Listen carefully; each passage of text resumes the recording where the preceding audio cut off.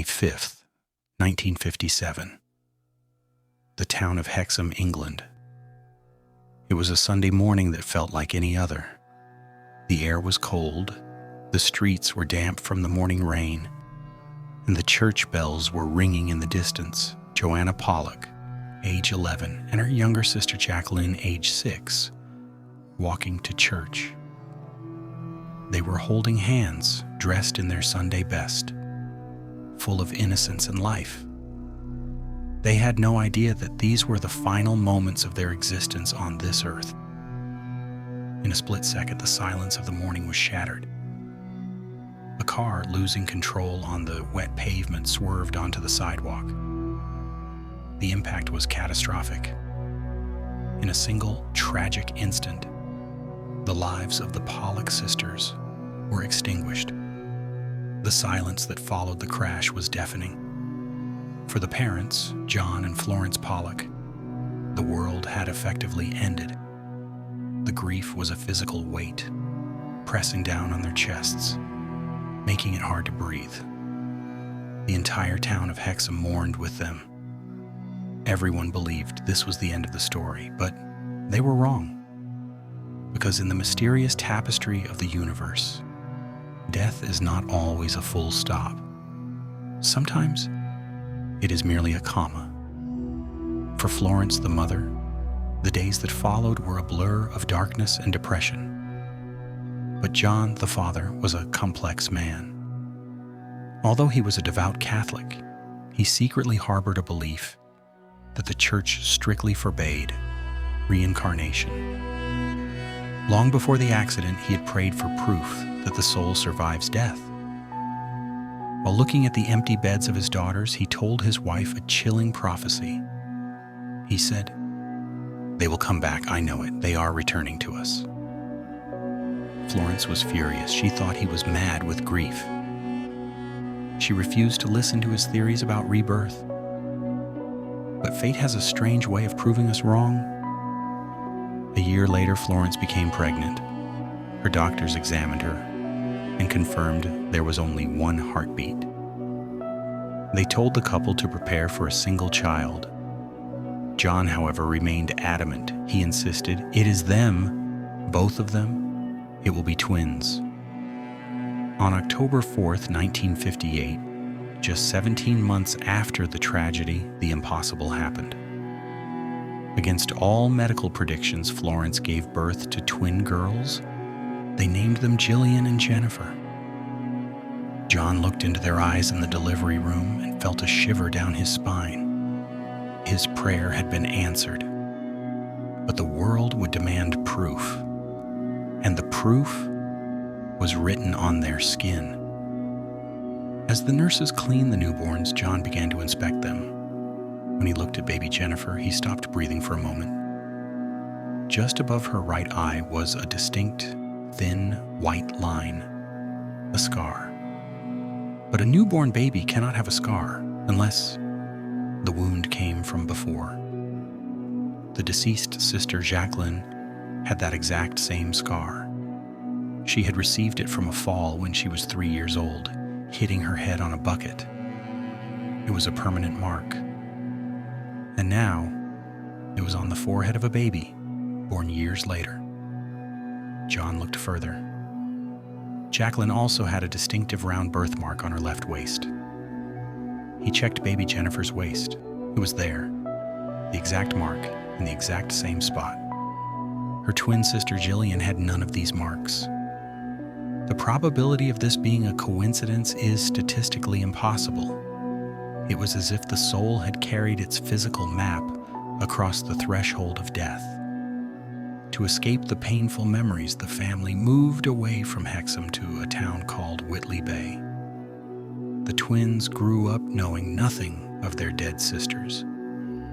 Their parents never spoke of them. There were no photographs on the walls. But when the twins turned 3 years old, the memories began to bleed through the veil of forgetfulness. One afternoon, John decided to bring down an old box from the attic, a box that had been sealed with tape since the day of the accident. Inside, were the dead sister's toys. He placed the box on the floor and watched. Jillian and Jennifer approached the box. They didn't ask whose toys they were. Without hesitation, Jillian grabbed a specific doll and hugged it. "This is Mary," she said. Jennifer grabbed another doll. "This is Susan," she declared. Florence froze. Those were the exact names Joanna and Jacqueline had given their dolls years ago. The twins began to play, but they didn't play like normal 3-year-olds. They role-played specific events. They argued over the toys exactly as the deceased sisters used to. They knew which toy belonged to whom. They began to speak about the school in Hexham, describing the playground and the teachers, details they could not possibly have known as they had never been to Hexham. But memories of a past life aren't always pleasant. Sometimes they carry the scars of trauma. The twins had a terrifying, unexplained phobia of cars. Whenever a car engine revved loudly in the street, the girls would stop whatever they were doing. Their faces would turn pale. They would cling to each other, shaking in sheer terror, screaming, "The car, it's coming to get us!" It wasn't a normal childhood fear, it was a trauma response. A PTSD from a death they theoretically hadn't experienced. On one particularly disturbing occasion, their mother walked into the room to find them acting out a scene on the floor.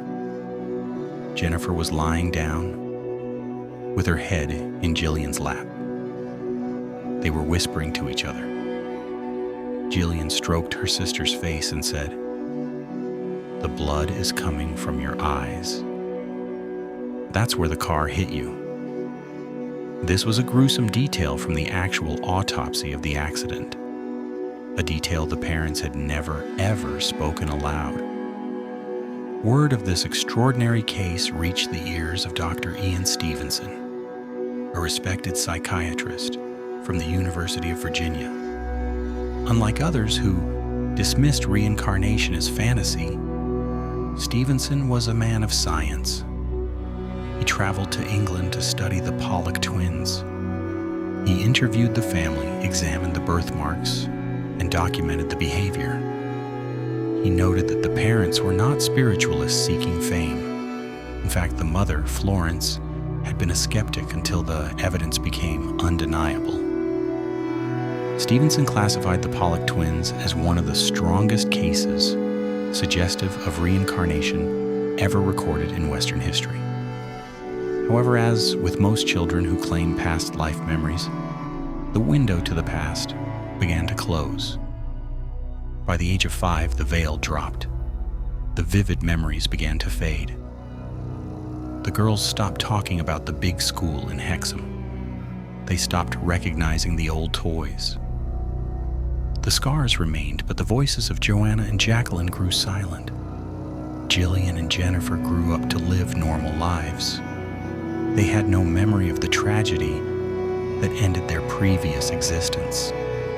Today, the story of the Pollock twins remains a mystery that science struggles to explain. Skeptics argue that the parents may have inadvertently influenced the children, but they cannot explain the physical birthmarks.